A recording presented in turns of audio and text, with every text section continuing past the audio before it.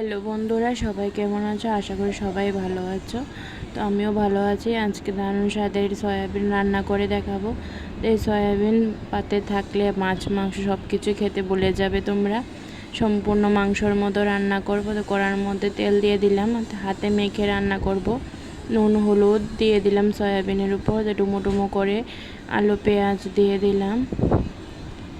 এবার দিয়ে দেব হচ্ছে আদা রসুন জিরে ধনে লঙ্কা বাটা, সঙ্গে কিছু কাঁচা লঙ্কা দিয়েছিলাম। তো সবগুলো উপকরণ একসঙ্গে হাতে মেখে নেব। তো কড়ার মধ্যে দেখো দিয়ে দিলাম তেজপাতা, আর কিছুই দিলাম না ফোড়নে। তারপর মেখে রাখা সয়াবিনটা দিয়ে দিলাম, দিয়ে দেখো কিছুক্ষণ নাড়াচাড়া করব, করে হালকা একটু জল দেব, দিয়ে ঢেকে দেব।